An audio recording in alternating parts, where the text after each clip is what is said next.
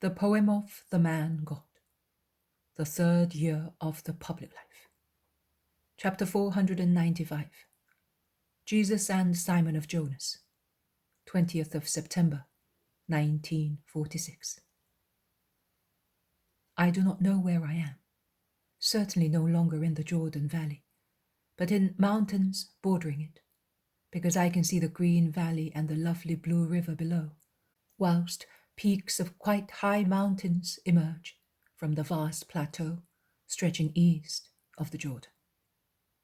I see Peter, all alone in a little rising of ground, staring northeast and sighing sadly. There is some firewood at his feet, and it has certainly been picked up in the woods covering this hill. A little village nestles among the greenery. Peter is really downhearted. He ends up by sitting on his bundle of sticks, holding his head in his hands, all curled up.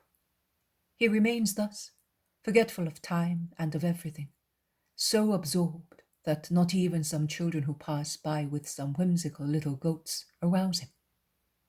The boys look at him and then run away, after their goats, towards the village. The sun is setting slowly and Peter does not stir. Jesus is proceeding along the path which climbs from the village to the hillock. He is walking slowly and avoids making any noise. He thus reaches the spot where Peter is sitting, and he calls him, standing upright in front of him. Simon. Master! Peter starts. He raises his head and looks upset while uttering that word. What were you doing, Simon? All your companions have come back. You were the only one missing, and we were worried. So much so that your brothers and the sons of Zebedee with Thomas and Judas have scattered through the mountains, while my brothers with Isaac and Maxiam have gone down towards the plain. I'm sorry for causing pain and trouble. Your companions are fond of you. Judas was the first one to become anxious, and he reproached Maxiam for letting you go by yourself. Simon, what is the matter with you? Nothing, master. What were you doing here, all alone, in this hillock, while it is getting dark? I was looking. You may have been looking, Simon, but you were not looking just now. Some boys passed near you, and they almost feared that you were dead because you were so bent on yourself. They ran to the fold that gave us hospitality, and they told me. I came. What were you looking at, Simon? I was looking towards Ramoth Gilead, towards Gerasa, Bozrah, Arbela. Our trip of last year. So beautiful. So the mother was with us, the women disciples, John of Endor, the merchant. Even he was kind and helped to make the journey pleasant. How many things have changed. How much difference and how much grief. That is what I was looking at. The past. And the future, my dear Simon. Jesus sits on the bundle of sticks beside Peter and lays an arm on his shoulders, speaking to him. You were looking at the horizon, and sadness dimmed it. The present, like a whirl, raised frightening clouds and concealed the serene memory, full of promises and hope from you, and it frightened you. Simon, you are subjected to one of those hours of sadness and boredom which our human nature meets on its way. No one is free from them, because those hours are brought about by him who hates man. And the more a man serves God, the more Satan tries to frighten and tire him, to detach him from his ministry. You also are subjected to an hour of tiredness. You are fatigued by the persistent persecutions against your master. And finally, and you do not know that it is not you, but it is the tempter. You listen to a voice that whispers to you, and tomorrow, what will happen tomorrow? Lord, it is true. You are reading my heart, but you also see that if I ask that question, it is not because I am afraid for myself. It's because... No, I could never bear to see you tormented. You often speak of crime, of betrayal. Not only I. How many, particularly old people, have asked you to let them die before seeing their king offended? And you know, you are everything for me. I am not interested in anything but you. It is not as Judas says, nostalgia for my boat and for my wife. Look, you can see whether I am telling the truth. I insisted so much to have Marciam. My human nature wanted at least an adoptive son in place of the children that my wife did not give me, mortifying my virility that wanted to be perpetuated. But at present, I do love him, but if you should take him away from me, I would not react. I would only say to you... No, I would not say anything. You would only say to me, go on. It is no use, master. Tell me. I would say, give him to someone who would bring him up as a just man, better than I could. Nothing else. Or rather, and I am saying this to you, weeping for him, for myself, for my brother, and also for John and James, and also for the others. But we are your first ones. Peter falls on his knees, leaning against Jesus' knees, with raised hands, palms upwards, imploring, while tears stream down his cheeks and disappear in his beard. I am saying this for ourselves. Let us die. Take us away before we... Oh, I was thinking, I have always been thinking for months, and you can see whether it is a thought that tortures me and makes me old. It is an uninterrupted fear that does not even leave me when I sleep. I think that if it is going to be as you say, I could be the traitor, or Andrew, or John, or James, or Marciam. And if we don't go to that extent, it might be one of those you mentioned, also 3 evenings ago, at Ananias'. One of those who go to the extent of wanting to take your blood. Also one of those who, out of cowardice, cannot oppose that, and they consent to evil for fear of evil. If I should consent only by not reacting, out of fear, Master, oh, my dear Master, I would kill myself to punish myself.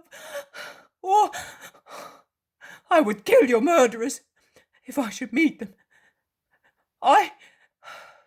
If you do not want that, let me die before I once here. Life is nothing but to fail to love you, to be one of those, to see and not. He is so excited that he lacks even words.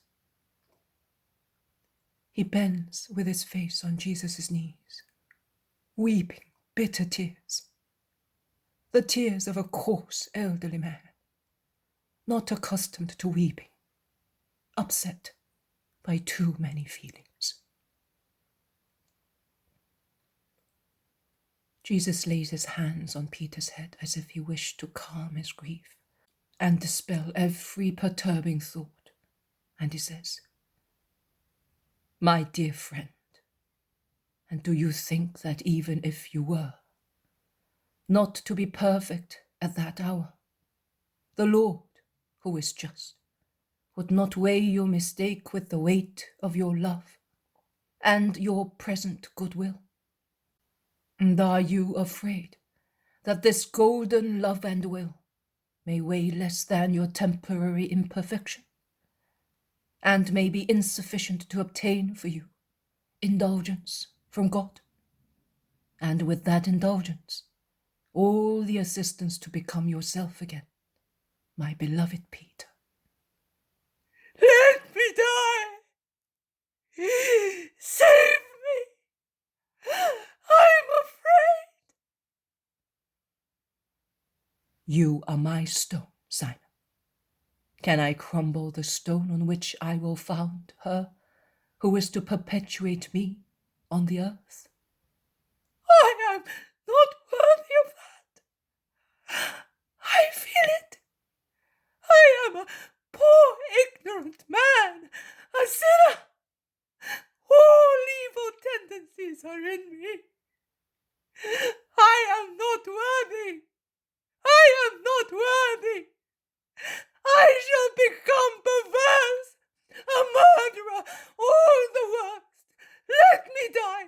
Do you realize that if I should find out who hates you? All the world hates me, Simon. We must forgive. I am speaking of the main culprit. There must be a main one, and there will be many one, and each will have his main task. Which task? That? Oh, don't let me say it, but But you must forgive, like me and with me. Why are you so upset, Simon? Thinking of what you might do to punish? Leave that task to the Lord. You must love and forgive. Be indulgent and forgive. They, all those who will offend against your Jesus, need so much to be helped, to be forgiven. There is no forgiveness for them! Oh, how severe you are with your brothers, Simon. Of course there is forgiveness also for them, if they mend their ways. It would be dreadful if all my offenders were not to be forgiven. Come on, stand up, Simon. Your companions will be more worried now, seeing that I am not at the fold either. But even at the cost of letting them suffer a little further, let us pray before going to them. Let us pray together.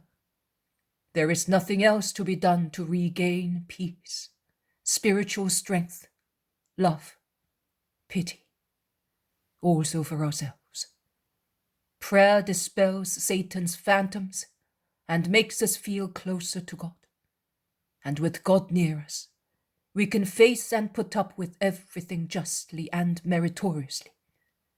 Let us pray thus, you and I together, here, from this mountain, from which so much of our fatherland can be seen, as the promised land was seen by Moses from Mount Nebo. We are luckier than he was, because we are taking the word and salvation to the land which will belong to the Christ. I first, then you. Look, the Judean mountains can still be seen in the last light. But beyond them, there is the plain, the sea, then other lands, the world. They are waiting for you, Peter. They are waiting for you to learn that there is a true God, a God who will give the true light to the souls groping in the darkness of Gentilism and idolatry. Look, the earthly light is growing dim. How could wayfarers not lose their way in a lightless night? But there is the pole star. It is rising already to guide wayfarers. My religion will be the star that guides spiritual wayfarers on the way to heaven. And you will be so united to it as to be one light only with me and my doctrine. My dear Peter, my blessed stone, let us pray for that hour when men will be saved through my name. Our Father, who art in heaven. He says the Our Father slowly, holding Peter by the hand, and he seems to be presenting him to the Father as he raises his arms and hands with the apostle's left hand in his right one. And now let us go down, and let us leave here any useless sadness and worries about tomorrow. Together with our daily bread, the Father will give us his help for tomorrow and for every morrow. Are you convinced, Simon? Yes, Master. I believe that, says Peter resolutely. He no longer looks upset but austere, as he has been for some months, so that he seems to be quite different from the coarse, facetious fisherman of the first 2 years. They go down, Jesus ahead, followed by Peter with his bundle of sticks, and almost at the first house of the village they meet the worried apostles. But where had you gone? They ask Peter, shouting. We would have been here some time ago, but I stopped with him, speaking and looking towards Gerasa, replies Jesus on his behalf. They go to the right, to the ruins of a half-demolished sheepfold. Inside a wooden fence, half of which has collapsed and the rest is mouldy and tottering, there is a dry wall shed, badly covered and badly closed on 3 sides by walls, and on the 4th by boards. There is nothing inside it, except some straw on the floor and a primitive fireplace in a corner. I think that the village did not give them hospitality, and they took shelter there.